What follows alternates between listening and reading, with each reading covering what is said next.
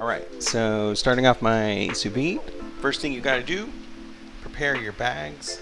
I've already done several of them. I'm just going to show you. Taking the one, lock it down on both sides, seal, get them ready for sous vide. The only thing I'm going to do today, chicken and steak. So what you want to do also is fold your bags like so. That way when you're putting your stuff inside, you don't get any juice or anything like this on this part here, and it will create a nice clean seal, which is really important, especially cooking sous vide. Step one, get your bags ready. Next thing you want to do, you get your bags ready. You could probably do this before you're getting your bags ready, but start your water bath. I'm doing chicken at 140 degrees, and I've filled up my water bath. I have my sous vide running at 140 degrees. I have another one going because we're doing steak as well. I have my water bath going, and I'm doing my steak medium rare, perfect, at 131. Both of these are going to cook for 2 hours at a minimum at these temperatures. And it's all good, safe, most juicy chicken you will ever have. Perfect every time. Also for the steak, medium rare, end to end, aside from where I sear it on the outside. Beautiful, tasty. And now I'm going to show you how I prepare my steaks. Alright, so it's time to prepare.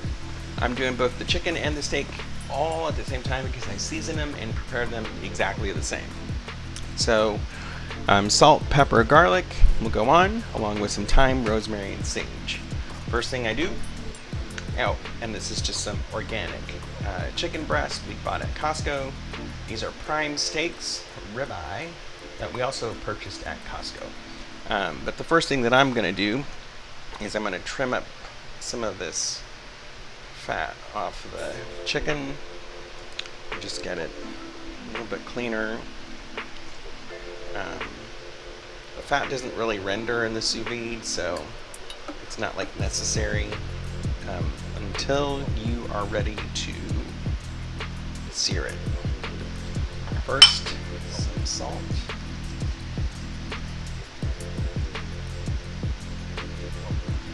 And I do the steaks a little bit extra with the salt because in the sous vide it really absorbs all of it, and these are thicker cuts, so just a little extra. To one side, salt, some pepper.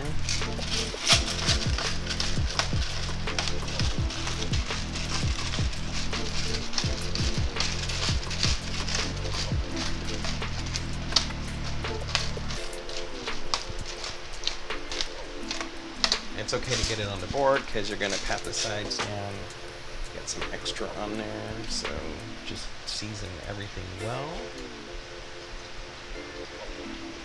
Some people don't like to season their steaks with stuff, they just want salt, pepper, or garlic, and they'd say that's just the best way to do it. And I say, you do it however you want to do it. This is how I like my steaks and my chicken. So I'm going to pat stuff in there, flip it over,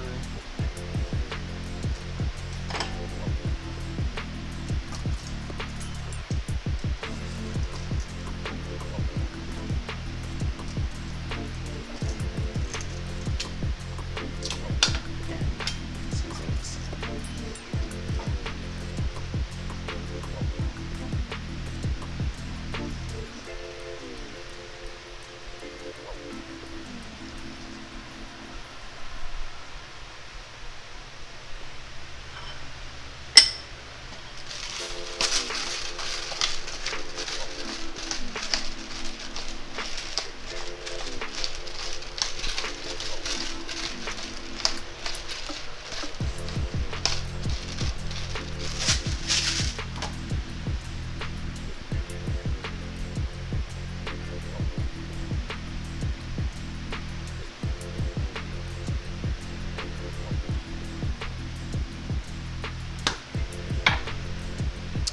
Now I saved my herbs for last because you don't want to release the oils until you're ready to put them in the bag.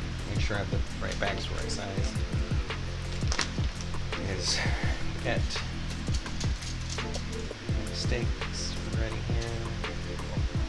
I'm gonna kind of put what's on the board. Get it all around.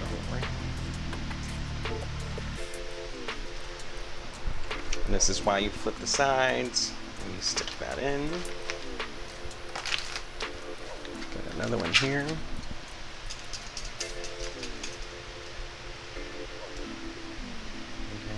Everything on the board.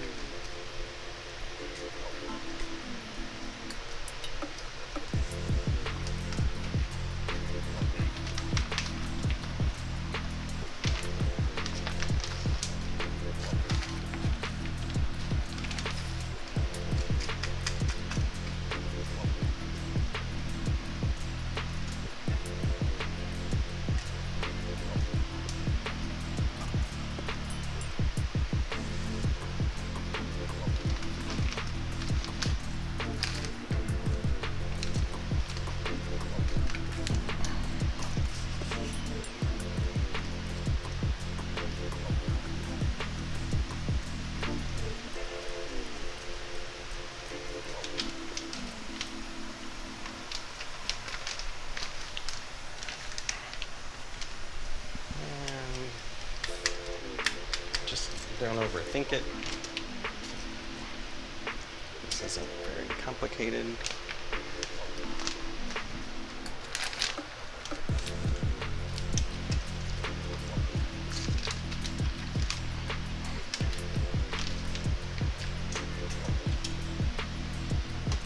All right.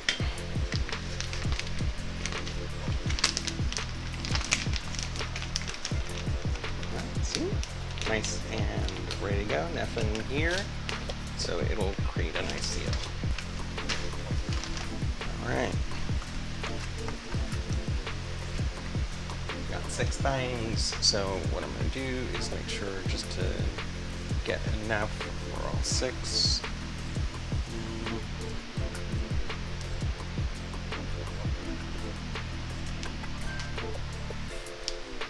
Just get it all ready.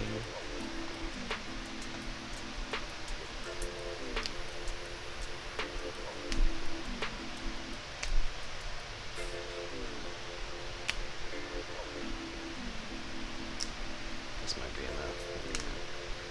Let's see. Alright. So what I do is take just a little bit, and this is where you start to crush your herbs. It gives it the aromatics and the oils, so don't do this until you're ready to put it in. Put in some sage. Take some rosemary. This, crush it up a little bit, put it in there, and you know it's ready to go when you can smell it, like, oh, it smells amazing. Same with the thyme. Just give it a little crush, throw it in here.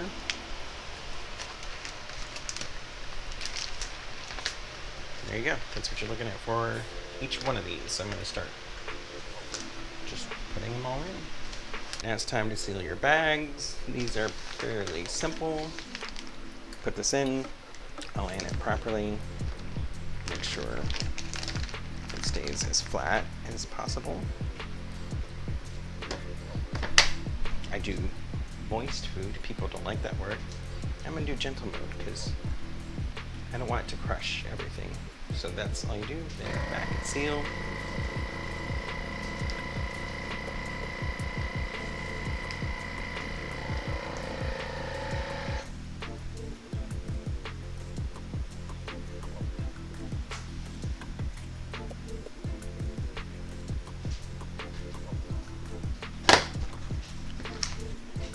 And you're done. Do this with all your bags, and we'll throw it in the water bath. Now that everything is ready, you take it. I've already put the chicken in, as you can see here. And I put some of the steak in, as you see there.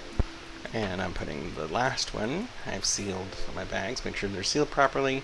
You're trying to cook your food, not boil it. So here we go. And put your lid on. It helps keep the heat secured and in. And this is it. Make sure everything is below the water line, submerged.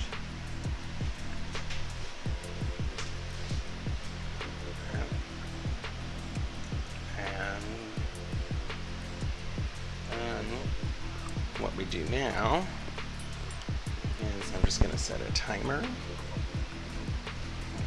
I can put this in for 2 hours. And that will do the same here. And we're all set. All of our food is done cooking. Steaks, chicken. I have a bowl full of ice water here because I'm not going to finish it off right now. Right now I'm going to just put it in this ice bath, get it so I can freeze it or put it in the fridge, so I'll have it for later. So you'll see the quantity that we're able to cook. And again, I've let it cook for 2 hours. You can let it go longer. It's not going to hurt it if you want it to go longer than 2 hours, but it's all done. So all I'm going to do is just take it out. I'll give you a close-up of one after I get these out.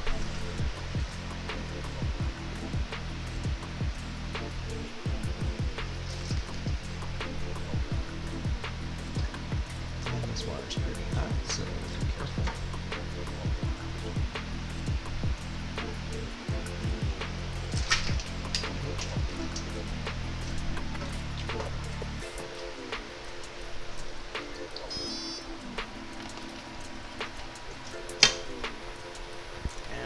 This is what it looks like. It's fully cooked, although it needs to be charred, seared on the outside. But other than that, this thing is medium rare all the way through, which is perfect. The chicken, same thing, fully cooked. And it's extremely tender and juicy on the inside. So what I'm going to do is just get these submerged in here, let them cool down, and from there we'll take it, put it in the fridge, put it in the freezer, get it ready for whatever you want to eat. If you are going to freeze it, that's perfectly fine. To reheat, all you do is throw it into the sous vide again at the temperature that you cooked it and run it for about a half hour.